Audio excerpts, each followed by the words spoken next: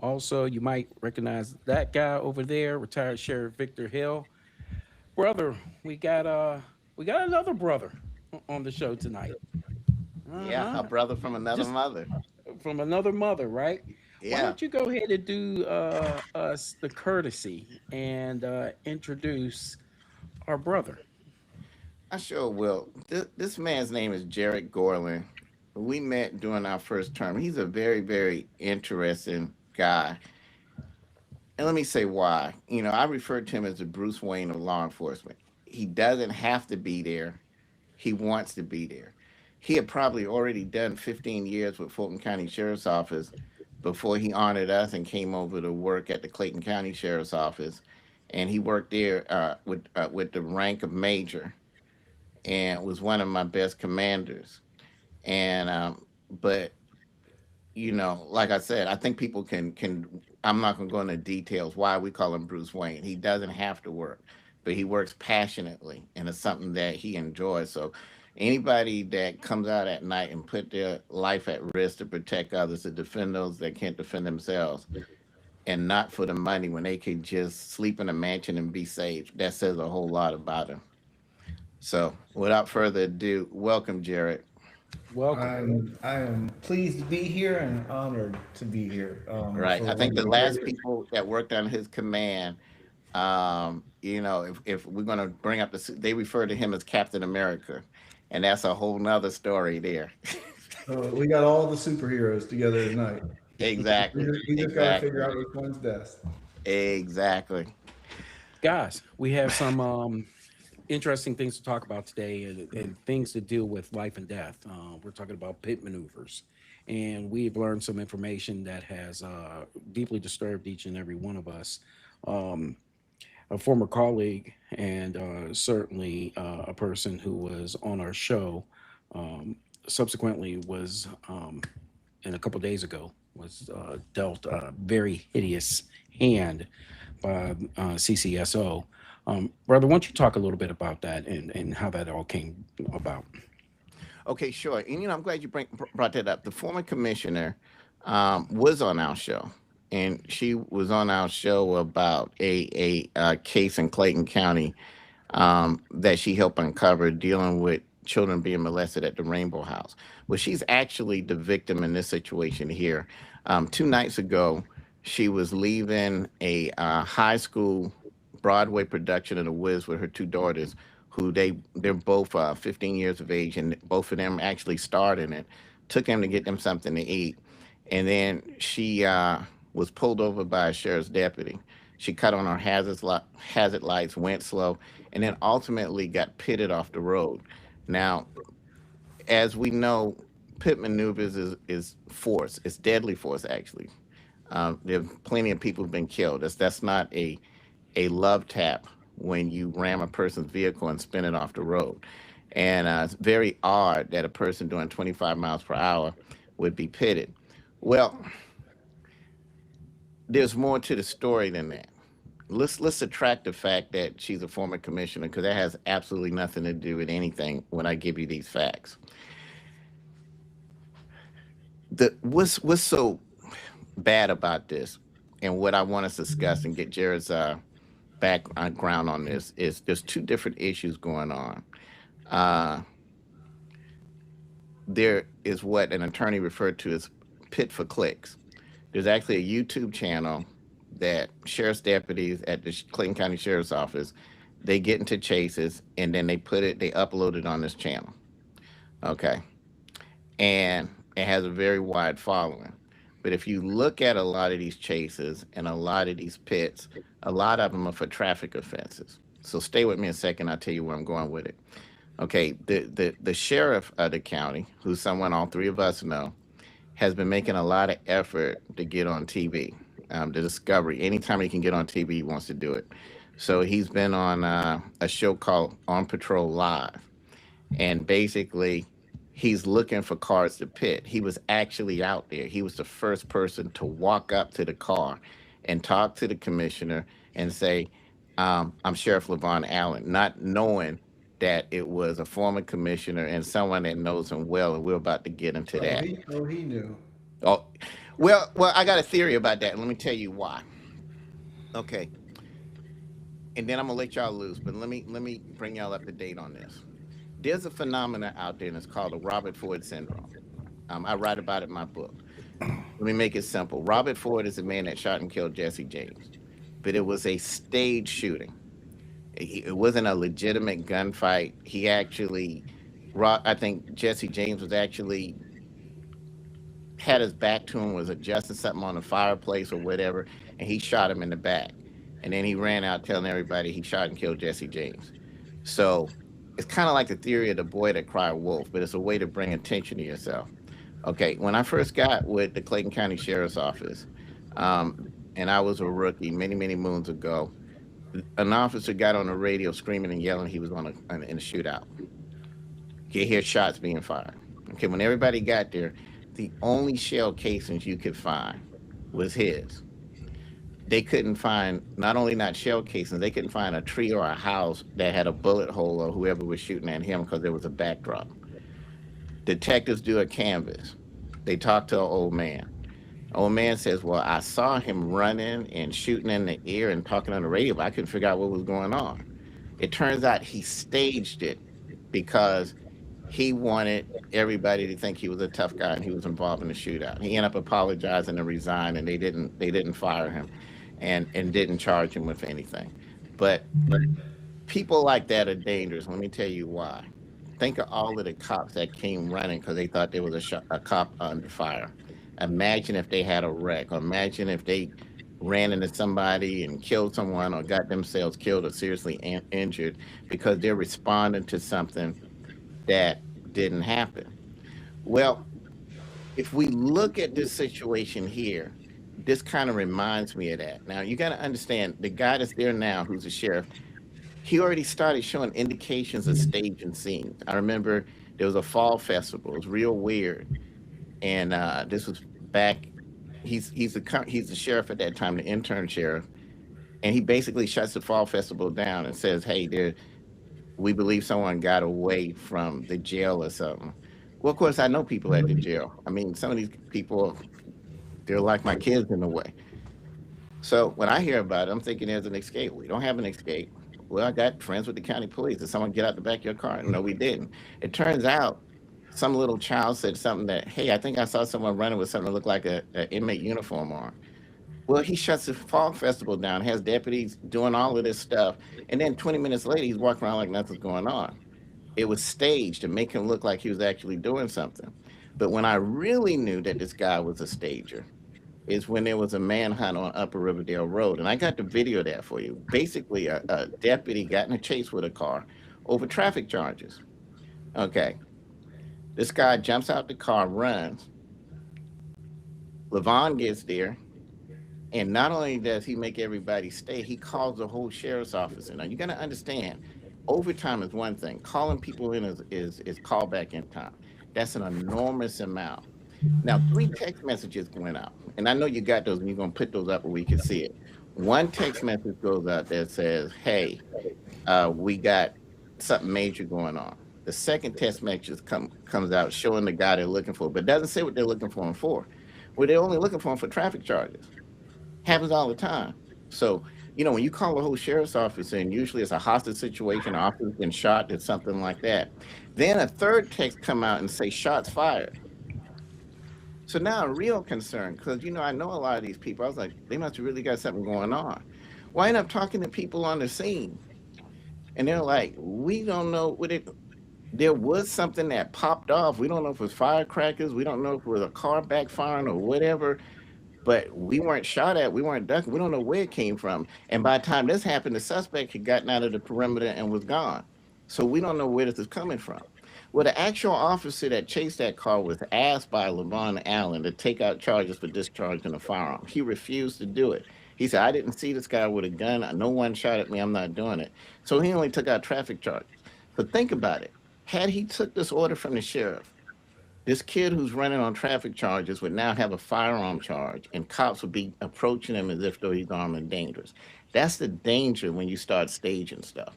And we're going to show those text messages and show that actual text to show that, okay, we got a guy that stages stuff because of what I refer to as the Robert Ford syndrome. Well, let's look at what happens the night the commissioner gets stopped. She gets pitted, but the officer doesn't get out the car and approach it, or there's not a felony stop like you normally would see. The first person that walks up to her car is who? The sheriff, Levon Allen. And he walks up and he says, um, I'm Sheriff Levon Allen. Okay, and then doesn't realize it's her. Now, this is the wrong person. I think y'all know her or whatever. She's very unedited. So she's like, Fussy, this is me, Felicia. Levon, this is me, Wait, Felicia. okay. So I was wanted to Well, ask you who Fussy the heck is Fussy his was. nickname. That's the name his mother or someone gave him or whatever. Okay. What are you doing? I hope you get elected. This is what you're doing to people. Why did you stop me? And you know, well, if you let me explain. So you know how she is. Get out my face, Fussy, or whatever she said to him. So at this point, he gets mad and arrests her. What does this mean? This means that he was riding around with On Patrol Live looking for a car to pit. They probably couldn't find one. You know how the game is played. Stop every car until one runs. Okay. This car didn't run, but it kept going. Well, we need something for TV, so go ahead and pit him. Then you end up pitting a mother with two children in the car.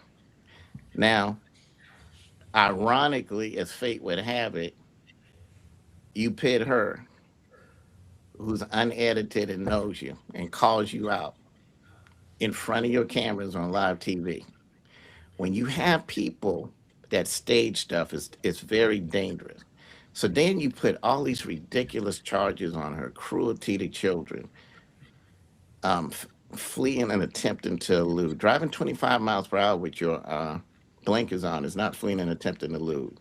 And then they put all these other ridiculous charges. You would think that, okay, wow, this must have been a wild high speed chase.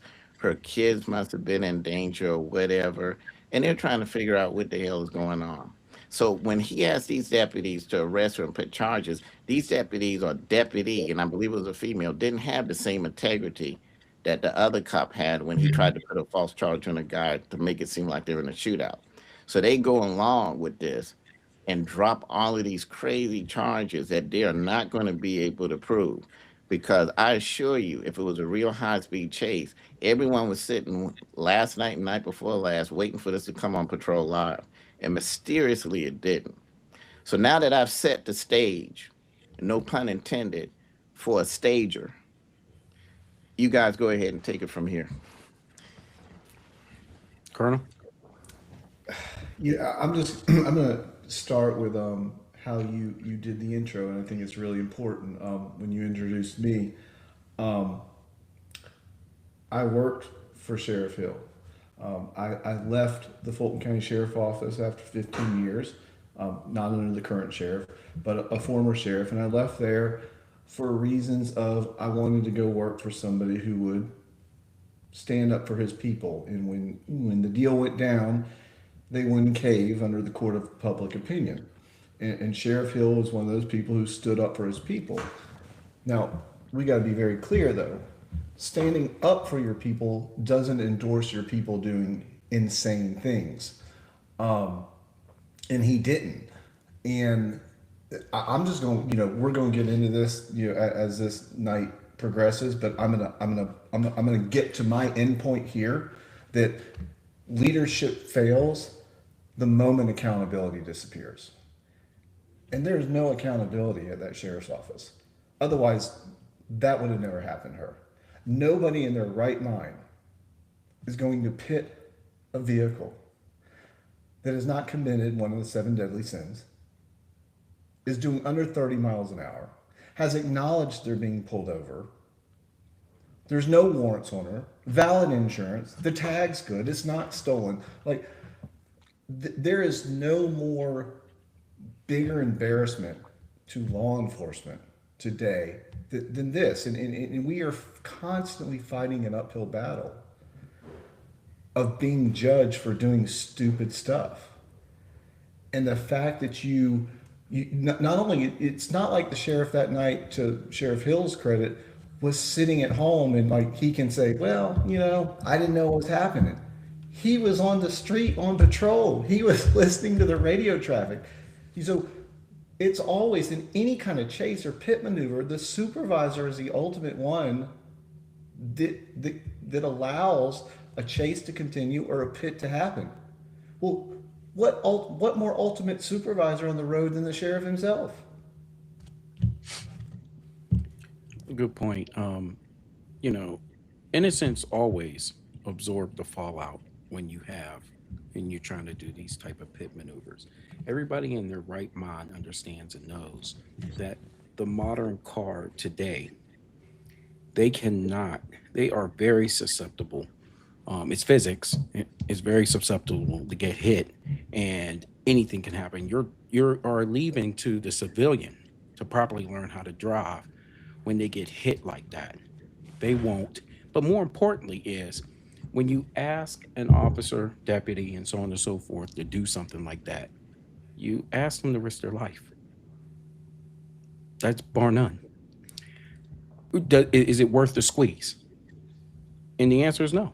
It's not, unless it is a high crime. And if you don't have that, then you should not be even attempting anything close to doing that. You have the if it you have time on your side. You have other vehicles that you can help assign to follow the individual. I can't tell you how incredibly careless that is. And then you have to take into effect of the environmental factors and the consequences with that.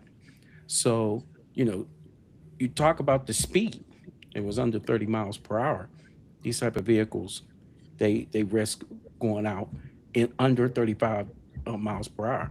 You get anything higher than that, the risk goes incredibly high. So that was my thought about the whole thing. I just thought it was extremely careless if it was for clicks. And I'll say I this. agree. I don't believe that Fussy was out there and plotting to Oh, fussy. go after Felicia Franklin Warner. Okay, I don't think he has that type of ability anyway. I think he was out there looking for a car to pit. He's riding around with live TV. So they're like, hey, we got to get somebody to run. Now, they have a history of chasing people for anything. All you got to do is go to the County Boys YouTube.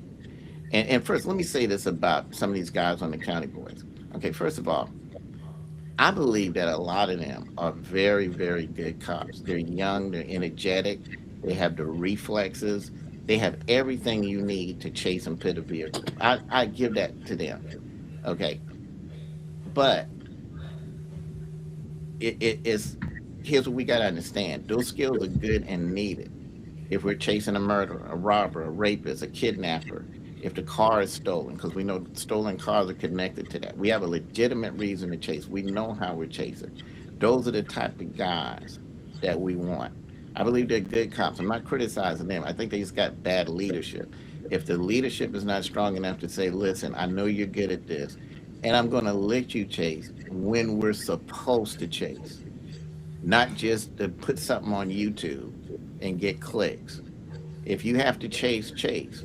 But we're not going to go out there and look for chases for any reason and endanger the public so we can gain fame or we can gain monetization on YouTube. That's all we're saying. I think some of these guys are top notch. I'm amazed at their driving skills. Mhm. But just because you can drive good doesn't mean you need to be driving 100 miles per hour through the county chasing someone for a suspended license. That makes absolutely no sense whatsoever. And I think there's this environment that has been created where he got these guys, hey, listen, we're going to get on TV and we're going to pit. And he has created this environment where, okay, hey, let's find cars to pit and drive so we can get on TV. I mean, cars to pit so we can get on TV. And eventually, someone's going to get killed. Now, my understanding is someone's already been killed, I think last year or something like that. I don't have the details on that. I think it's somewhere in the area of Garden Rock Boulevard. And we will look into that. But I think that that attitude fostered an environment that ultimately ended up with the former commissioner getting picked. She just happened to be out there on the night that live TV is out there. They're looking for a car to run, and the best they could come up with is a woman and her two kids who she's always been taught, like so many people, okay, slow down, put on your hats, look for a place to pull over. I can't tell you how many elderly people have taken me 3, 4 miles down the road before they pull over. Hmm. Are we gonna start pitting them? Yeah. It is the most ridiculous, crazy thing. And if it doesn't come to a stop, and then the sad part about it is the motive. The motive is let's get on TV. What's the psychology behind it? I have the Robert Ford syndrome. I want people to think that I'm some, I don't know who he's trying to be, Buford Puzzler or whatever. But that it's too late for that. I mean, there's no way to take a Barney Fife issue and transform it to Buford Puzzler. And it's going to put people's lives at stake trying to create an image that doesn't exist. And if it worked, let me tell you this: I don't have anything against Live Patrol. I think it's a good show. We all love cops. It's a great show, but it needs to happen organically, and it has to be something that's necessary. You just happen to run a tag, and comes back for murder, and the person takes off. Beautiful, and it's on film. It's going to be on film anyway because you got dash cam and body cam. Okay, and if the public gets to see it organically and it's necessary, that's fine.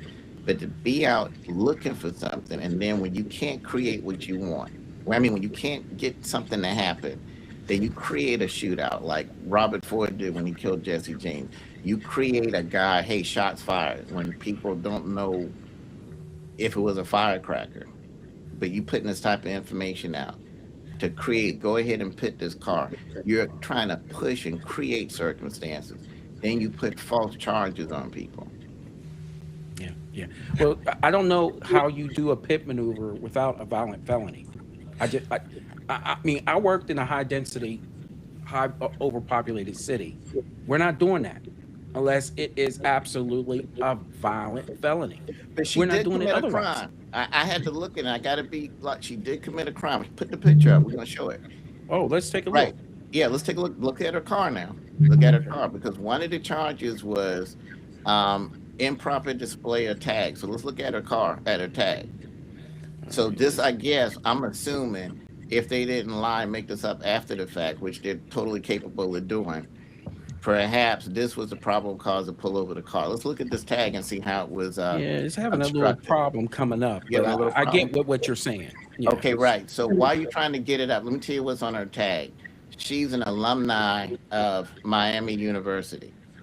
So there's a tag cover that says the U or something like that. Now y'all gonna know more about this because y'all in football. I think they just went to the nationals and I think they lost. Okay, but people need to know if you have a car tag on that covers that says what university you went to, and especially if it's the U in Clayton County, you will get pitted if you don't pull over immediately and you go 25 miles per hour. That was the felony.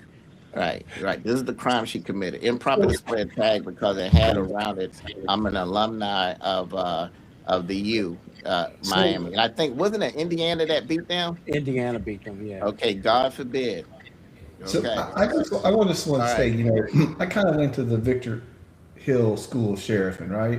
Okay. And in that college education of my lifetime, a lot of stuff didn't happen in Clayton County because of the fear of what Sheriff Hill would do. Um, you know, there's jokes out there that different departments have different chase policies. Like GSP's chase policy is we'll chase until your wheels fall off or our wheels fall off, right? And Sheriff Hill had that same sense of that's what people thought. Like you mess with Sheriff Hill, whether it be committing crime or whatever, you were gonna get it. And I say it like this because fear is just common sense coming out early. And now, in reality, was Victor Hill going to pit every car or have his commanders pit every car? No. Was some of the things that people thought that would happen to them if they got out of line in the Clayton County Jail going to happen? No. But the fear of them thinking it was common sense coming out early. And they didn't. So I'm a very big supporter of the fear and the image that these things can happen because it prevents a lot of stuff. But in reality, when the deal goes down, especially in Georgia, Georgia doesn't have a statute about pitting cars, whether it has to be a felony or whether it can be a misdemeanor.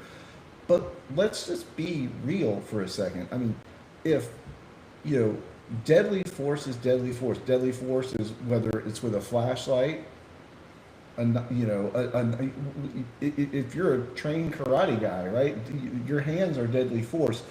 So nobody in their right mind with any common sense can say using a vehicle to stop somebody in a pit type maneuver could not be considered deadly force. And and that's fine if deadly force is necessary. Again, this is so easy. Like this is it's the fleeing felon, seven deadly sins, you know, but 30 Or the miles car an hour stole. misdemeanor. Come on, like we are giving ourselves the most terrible bad name that we'll never dig out of the hole for. Well, let's do it this way, Jerome. Okay, I know you don't have a picture at the back of her car with the tag that was the reason for the stop. Because hey, we got to stop this car because it has an alumni tag on it. And oh my God, the car is still going at 25 miles per hour. It's a threat to the place. Okay, if you could pull up the Clayton County Sheriff's Office chase policy in the pit policy, it clearly shows how crazy this is, that they're not even following the policy that's there. And let me say something about what Jared just said. Okay, he's right. There was a fear about Clayton County, but it wasn't a fear about a case being made up on you. Okay, we locked up a lot of people when I was sheriff, but we didn't make up a case. There's a difference when you make up stuff. You got this case here where the state patrol comes and gives her a test and determines she's not DUI, writes it in his report. And then when they realize, oh, we got to do something, hey, we need you to take a blood test. I don't have to take a blood test. I'm not going to. I've already been cleared. Okay. And then they charge you with DUI anyway. There is no evidence of her being DUI. They don't have any blood because she refused to take it. The state patrol wrote in his report she's not drunk, but then they do it anyway. Then they come up with cruelty to children. Who's cruel to children? Is it her or is it the officer that put her off the road that could have Mhm. killed her and her kids? So when you start putting these type of false charges on people, just so you can make a name for yourself, that's when things get real dangerous. Our DA's office has a history of doing that. Interestingly, her attorney calls the DA to get her a bond. Okay, which and what does the DA do? Well, I'm going to recluse myself from the case. Okay, anytime a DA says they're going to recuse themselves, not recluse, recuse themselves. First of all, they lying anyway. They send the case to a friend that they're friends with, and they tell them what to do with the case. So they're still involved in it. It's just something that looks good. I'm gonna recuse myself. And then they get on the phone and call their friend in the next county. Hey, I need you to take this case. I need you to prosecute it. I need you to drop it or whatever. So we already know that's crazy. But we're already dealing with a DA's office that has a history of coming up with creative charges on people, not just on me, but on other people as well too. And now you got the sheriff coming up with creative charges. You pit a car at 25 miles per hour, and then okay, well, it's improper lane change, failure to display tag properly, and cruelty to children, fleeing and attempting to elude, and it doesn't fit the elements nowhere close. You're not even in the ballpark. You don't even have nosebleed seats, and that's what we refer to as lawfare. When you come up with creative ways to charge people for something that don't even exist. There's an accident, but you charge a person for murder when murder requires intent and that you were actually trying to kill someone, something that the DA's office is known to do. And that's the type of craziness we got here. Now let's look at let me see if I can pull it back up where I can read. I see it right there. I might can read it better off my phone Right. than right there. But let's talk about this policy here and see if Fussy and his guys were within the policy. It says Well, and to your initiation of pursuit. It says in determining the appropriateness, speed, and the extent of pursuit, the CCO deputy must exercise great care to ensure that his or her actions are objectively reasonable. In doing so, the CCOS deputy should consider the following: the nature of the offense committed by the suspect. So we know we got a serious offense here by the former commissioner. because she has Miami University on her tag, and it obstructed the whole view of the tag, right? Or And it Indiana. says the potential They danger to the obstructed public. Indiana. Right. The potential danger to the public if the suspect is not immediately apprehended and the probability of the suspect's arrest at a later date. Well, she's definitely dangerous. She's a fan of the U. And we know people from Indiana don't appreciate that. So she needed to be apprehended ASAP. Okay. And then also the existing traffic conditions, road surface and width, weather, visibility, road familiarity, whatever. Well, it was actually raining at that time. So, but because of the fact that she has a Miami University tag on, this is an imminent threat to the public. We got to pit her. We got to get her off the road. And then it talks about when a pursuit should be terminated. It said, whether a pursuit should be terminated by the supervisor or watch commander. And they said that a pursuit will be terminated when the need to effect immediate capture of the violator or suspect does not outweigh the hazards of the pursuit, or if the offense or violation is nonviolent or minor in nature, particularly when the identity of the violation of the suspect has been established, and especially where the driver and occupants are believed to be juveniles, where she had two kids in the car. But we know, okay, listen, being a fan and an alumni, that's a possible violent suspect. And who knows what danger Clayton County would be in if they didn't pit the former commissioner off the road and get her in custody ASAP. I know I'm sleeping better at night because of that arrest, because that's just one less dangerous killer on the road. Meanwhile, they're killing, raping, and robbing at the jail you can't control. Meanwhile, the three people, maybe four, have been shot and killed since the year started. Meanwhile, there's five people on the top 10 most wanted for murder that hasn't been caught yet. I know two of the mothers, five of them. Maybe you should have took live Well, patrol out so, with you and show them so that you can catch those let's murderers. let's make it relative, right? Okay. Let's make it relative. Listen, it's like I said again, most agencies in Georgia do not require a felony in every case to require a pit maneuver. However, they do say you can use a pit if there's an immediate threat to life or serious bodily injury, right? A DUI is a misdemeanor. But if somebody's driving, severely intoxicated and can be an immediate threat to other people, then okay, maybe a pit is reasonable.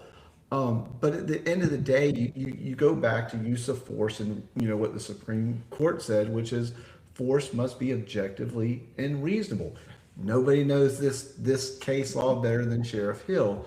So if putting somebody in a restraint chair and putting some scratches on some landscaper who sucked at landscaping and just wanted to get rich quick, is use of force, and clearly using a vehicle to throw somebody off the side of the road when I mean, come on. Nobody gets in a chase and pits a car without running tags, knowing who they're dealing with. It's all over the radio. The sheriff's on there, that night. He's listening to all the radio traffic. And this is just I want to be a Mr. Hollywood night. And they're just lucky that she didn't end up dead and two other Yeah. people didn't end up dead. Because if you reverse engineer this, and I try to do this in these situations, versus take yourself at the moment. Like, let's go with what is the worst thing that can happen with the action I'm taking? And if you start from the worst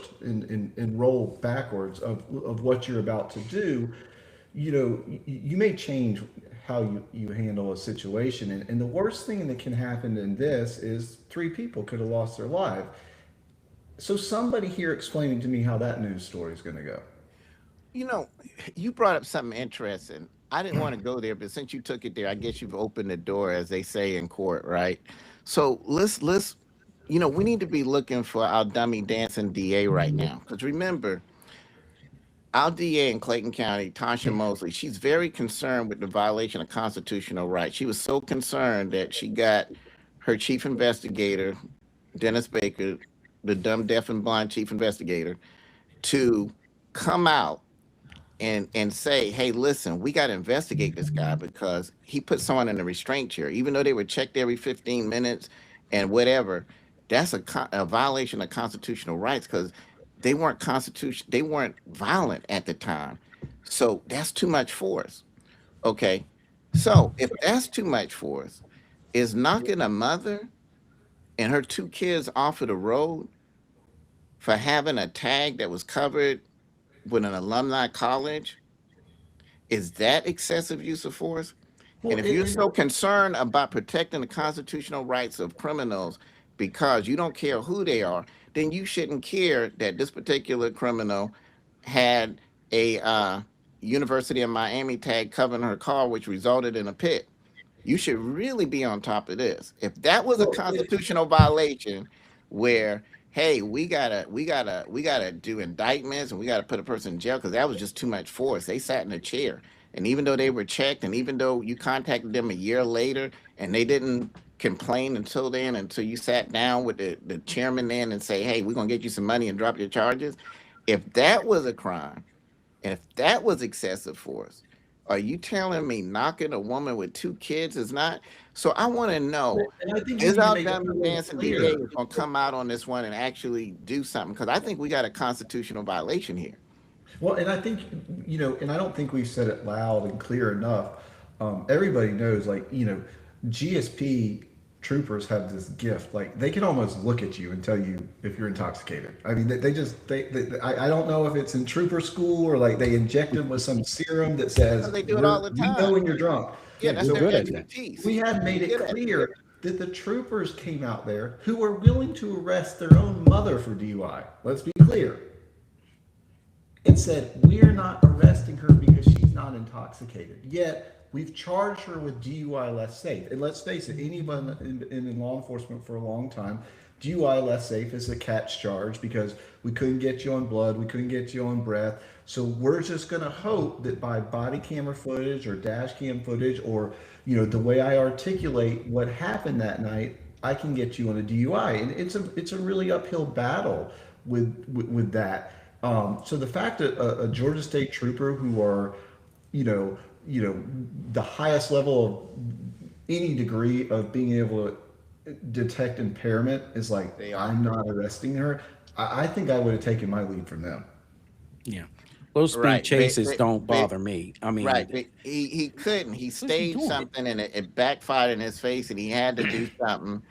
He's getting cussed out by a woman and it no doubt is ticking him off. And he's fortunate she didn't kick his ass, which she's capable of doing. Listen, and that would have been on live TV, and that would have been horrible. But at least it would have been a legitimate charge. It wouldn't be a false charge. Listen, at that point, I think also for the viewing audience, it's really important to bring up. I have two young kids, one that is about driving age, one that will be driving age soon, and I tell them all the time, if you get in a situation where you're being pulled over, the first rule is you don't hold court on the side of the road. If whether you agree with the officer, you don't agree with the officer, that's the time for a courtroom. We don't hold court on the side of the road. You be respectful always. But if you feel like you're being stopped in the area, let's face it, anybody can go on Amazon and buy a set of blue lights for the car. So if you feel like you're being stopped in an area that's unlit, dangerous, you don't have a place to pull over, I tell my kids all the time to put their blinkers on and go slow and go to a safe place to stop. Let me tell you, I am all pro law enforcement. I am most respectful. But if some guy pitted my daughter because she did what I told her, we would have a real problem. Well, they got a real problem. They're not going to be able to wiggle out of this one. Let me tell you something. They didn't even pit OJ when he was driving down the road real slow with a gun to his head, talking to the guy in the front seat. They followed him to his house. Are you telling me that, hey, she has an alumni tag on, we've got to get this dangerous felon off the road? This has got to be the most asinine thing I've seen. And, well, I don't know about that. There's some other things I've seen from Fussy that may be even worse. But this is up there in the top 5. Speaking of that, don't we have some video footage and some other things to show? Let's go ahead and take a look at the pursuit that you were talking about earlier in the show. Okay. All right. Speed at 60.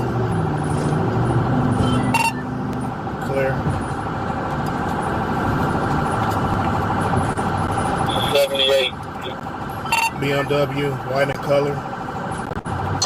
3.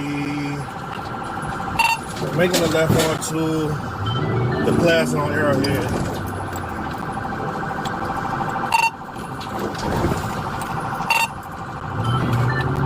And the Burger King parking lot on top of the bar on Arrowhead, circling back around.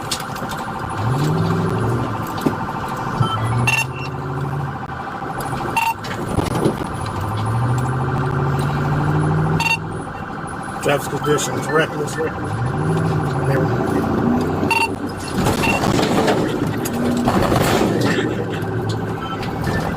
That's Kids World Car over there. You overheating. can barely I'm see gonna have a it. bush behind shortly. We're going towards Arrowhead and Tar Boulevard. Pedestrian. He's going towards Arrowhead. Towards Riverdale. There was a kid with a book bag right there. If there was more on there, a supervisor did ask him what the charge is, and his response was, "It's just traffic for now." Now, let me tell you this. Even when you're chasing dangerous felons, there's certain things we're very careful of. A, you don't chase through a school zone, especially during times of school letting in and out. We'll cancel a chase, even no matter how dangerous it is, because you got people's kids. Okay, that wasn't a school zone, but Kids World is there. Burger King is there. That's a place where parents, kids, grandmothers, and everybody. And I don't think that raised to the level of putting that in danger. You know, when you start talking about chasing people in the neighborhoods, you know how we were trained to do. If they go into a neighborhood, at that point, we might want to block all the entrances coming out of that neighborhood. Maybe put some speed sticks out or whatever, and see if we can force them on foot, excuse me, and get a perimeter. But to just going through a neighborhood where kids are in the street playing and run over a bunch of kids, that doesn't make any sense. Even sometimes when you're chasing someone that you really need to get, when they enter certain areas, you got to change your tactic, because if you keep pushing them forward, you're gonna start running over kids, old people, and everything else. Now, you want to add something to that? Sound like you got something to say, Yeah, Jared. yeah. I wanted to say, policing has changed. Sheriff Hill's been in it for what, 40 years now. I'm at 30, and Jerome, you're in the same realm, right? So policing has changed since we first started. Before it's like if you lost them, you lost them. You weren't finding them again. But we got LPR tag reader cameras on every pole in town now. I'm not saying, I think there is a world that you have to chase the bad guy. You cannot let the world think you can run from the police and we're going to stop. However, we also know we have other abilities to catch the bad guy. We got LPR cameras on every freaking pole and house, and there's ways to track people without killing an innocent person at Burger King or in a parking lot that was just coming out of the shopping center. And that that in itself right there was like, I'm not sure the charges were in that video. I sure hope they were severe, because if they weren't, the reverse engineering of it could have been severe if somebody had lost their life. Yeah. And I think somebody just came on and said Kids World wasn't open. That was a grown man. Okay, if Kids World wasn't open and you ran over an 80-year-old person, it's still a life. So I can't go with you on that one. Now, there's another video we got. Let's take a look at this video, because this is about staging, okay? Okay, yeah. Let's look at this one. Now, this is the chase where Fussy came out and called the whole sheriff's office in. All this deals with is traffic. No felony warrants, nothing else.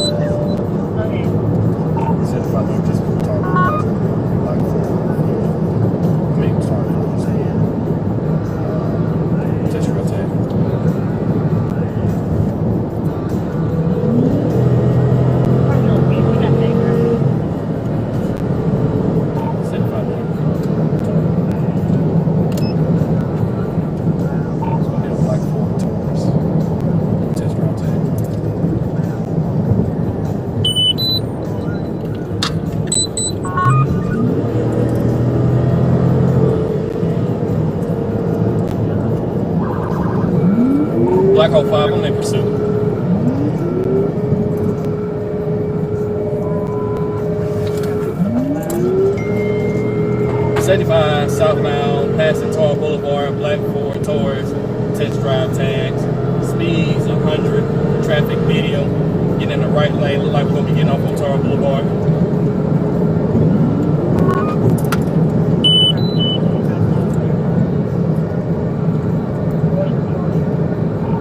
Traffic. We're gonna be getting off on Tar Boulevard, coming up on Upper Riverdale Road. Speed's 100. Traffic video. Get ready to go through the lights. Stand by. 1050, 1050, 1050, 1050. Kept going. 1050. Kept going.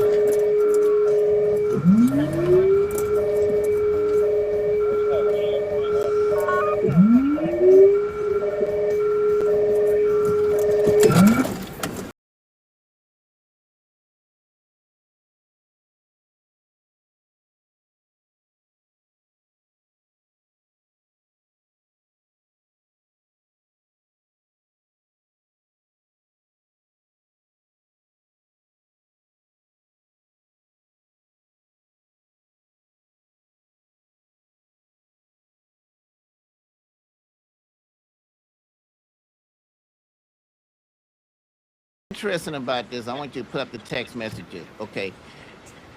Do you see something there where you call in the entire sheriff's office? Everybody that's home comes in. Okay, you talking about callback in time. How much money did the county get charged that day? Because whoever Fussy was trying to impress that day, I'm not sure. Go back to that first one. Go back to that first one. So Fussy puts out this text saying avoid Upper Riverdale Road and Arrowhead due to heavy sheriff's office and police presence. Okay, that's fine. Good. Okay. Then the next text, go to that one.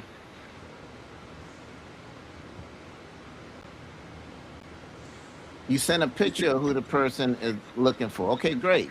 That's good. That way if the public sees them or whatever. Interestingly, it doesn't say, hey, this guy's wanted for murder. He's wanted for rape, robbery, kidnapping. He just shot at a cop. All he did is is run from the cops and get out and run, which happens every day. So if that's the case, every agency is going to have to tell every cop at home, come on in, we got a major situation. Okay, now it gets real interesting. So that's daylight that happens. Okay, now at night, it says subject just fired 3 shots, is armed and dangerous. Okay. So I'm thinking, wow, these guys are under fire. I speak to several people who were out there. Even the officer that was chasing. They didn't get shot at. We heard something. It could have been firecrackers, could have been a back shot. It was far away, but when it happened, they determined this guy couldn't even been there because he got out of the perimeter anyway. He got in somebody's car and got away on flock camera. So that's what I'm talking about. When you got people who stage stuff that make themselves look like they're doing something. I don't know what was on Fuzzy's mind. Is he trying to make people think he's a gunfighter? I don't know what he's doing. But you spend all this county money telling everybody come back in, and that's before this text goes out about shots fired. That's before then. Then you listen to some firecrackers, or maybe someone a mile away did fire a shot in the air. Then you tell this guy, hey, I want you to take out warrants for discharging a firearm. But he had enough integrity to say, listen, I never saw this guy with a gun.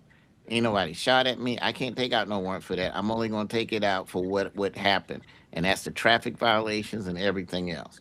Okay, he had the integrity, but not everybody has that because whoever pitted the former commissioner charged her with uh, what you call it, fleeing and attempting to elude, cruelty to children. And let me tell you what's crazy about that. If you look at the statute, cruelty to children, you got to be 14 or younger to be charged with that.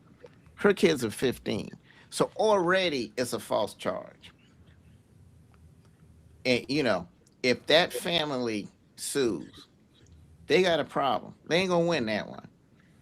If they crazy enough to take that to a jury trial, they gonna laugh Fussy and everybody out this county.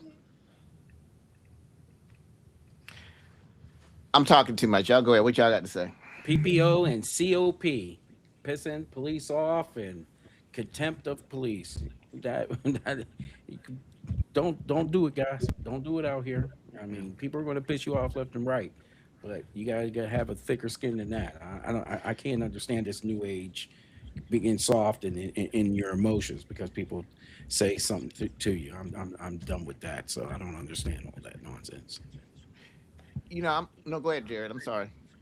No, I think I know we're coming up here toward the end, and my final spin on this is, as somebody who's led a large law enforcement organization, um, the public needs to know that we're going to always use due regard when it comes to pitting and chasing people, and they also need to know we're going to do everything in our power to protect them and keep public safety. And likewise, the criminals need to know, especially the ones who've committed one of the seven deadly sins, we will stop at nothing to get you. However, policing has changed over the years, and we are afforded a lot more technology, to allow us to do the job. As long as we get the guy who committed the seven deadly sin, whether it's this second or an hour later, using all the technology that's afforded to us, if we can apprehend somebody without hurting them and clearly not hurting an innocent person that had nothing to do with it, that's what we need to do. At the same time, you know, as somebody who would lead the troops, is be like, listen, I always told them, like, listen, don't start no shit, but don't take no shit. Exactly.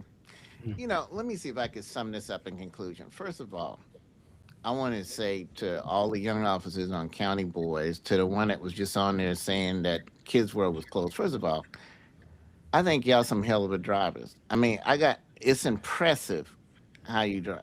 We need cops like you, but we need cops like you to use that ability at the right time.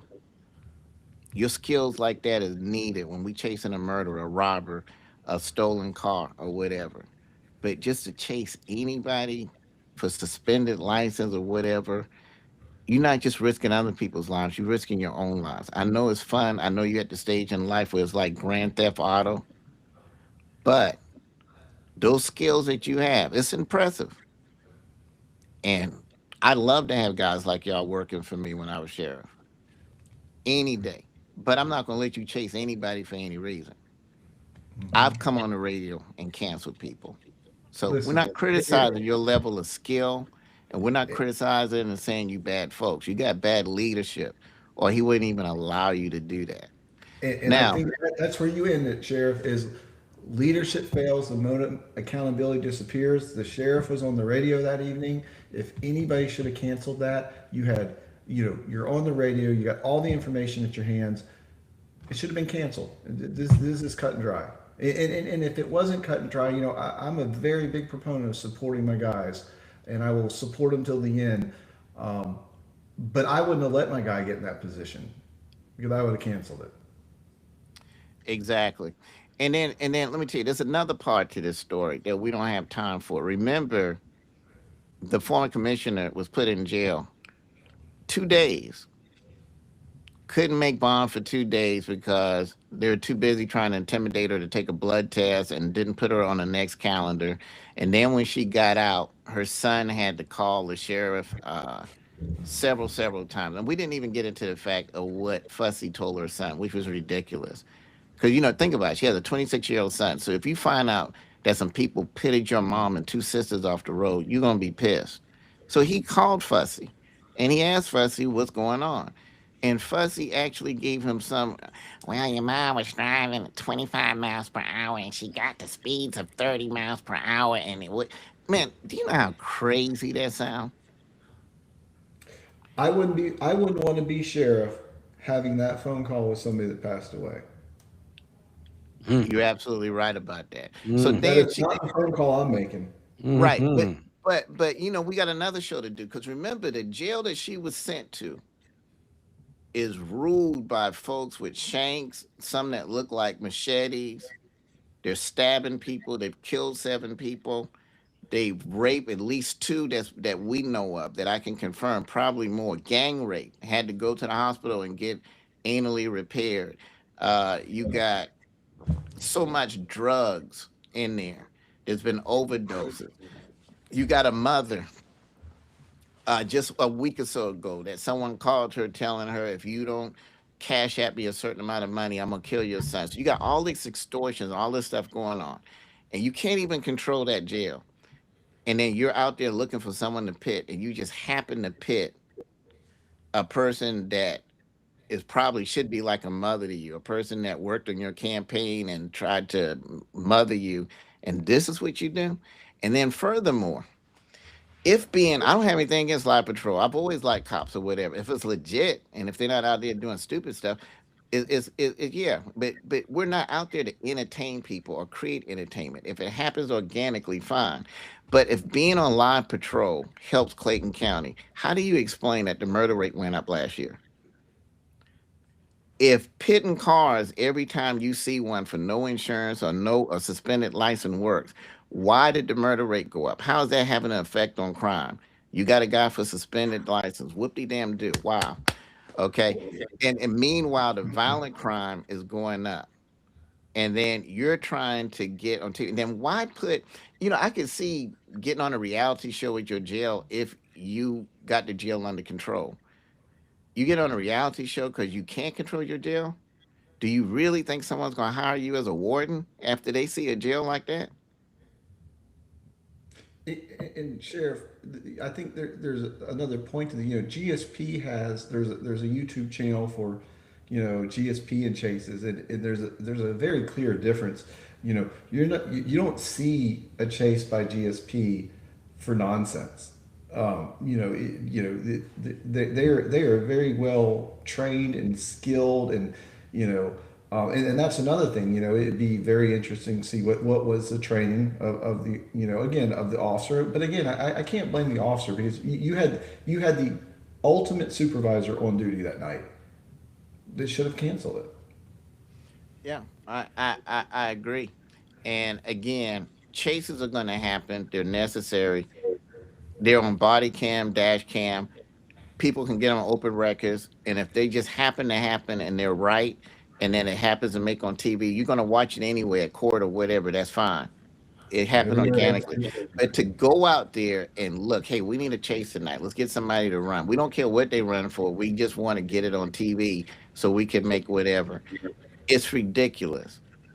And to try and use the county and people's lives and resources, calling in people for call back in time, an enormous amount of money for a guy on traffic charges, not a murder suspect, not a serial killer, not an armed robber, a guy to get out and run. You call everybody in. Who are you impressing? And at this point, there's just some things you can't rebrand. We all love Barney Fife, but there's no way we can rebrand him to be Wyatt Earp. It's a waste of time. We love Barney Fife for who he is, but we ain't trying to put him in charge of Tombstone or Dodge City. And unfortunately, that's what's happened here. And unfortunately, I got to take it on the chin for helping that happen. So that's all I got in conclusion. I'll let y'all in it.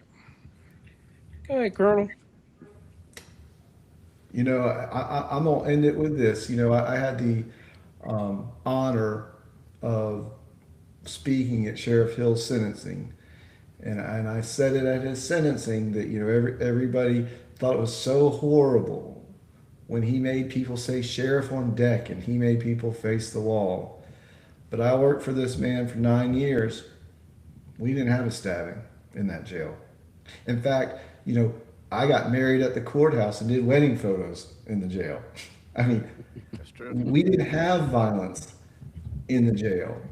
And that's a testament to his leadership. So I'm and being accountable. And I think sometimes in law enforcement, when we screw up, if we want as law enforcement to maintain a very solid relationship with our community, we have to have the ability to admit to them when we screw up.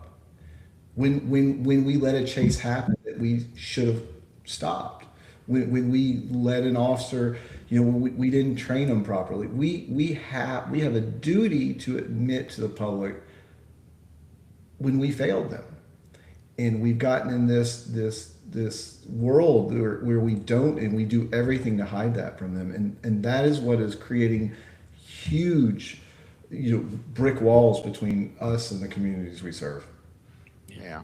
Well said. Well said. Yeah. Many of Yeah. you, many of you are watching, and we deeply appreciate that. But it's free to subscribe. Have no illusions. You are all commenting. You are all doing everything in terms of engagement. But you may not. You might think that you're subscribed and you're not. So go ahead and subscribe and like the content. And please share it with other people because the comments that we got here tonight are just an example of few. And we will come back live over and over and over again if the people want to be heard. And this type of comment, this type of interactions um, with the colonel and also with the sheriff is exactly what we're trying to build in this community. So please, from here on out, um, if you want accountability and you want to go ahead and individuals to speak truth to power, this is the platform. So go ahead and subscribe, like, and comment, and we really appreciate everyone's interaction. Gentlemen, Hey, it's an honor to have you, Colonel. And I hope Man, we can get you back on real soon. I know you're I'm, I'm, busy. I'm, I'm one click away. All right. all right, everybody, we'll talk to you later. Be Good night. safe.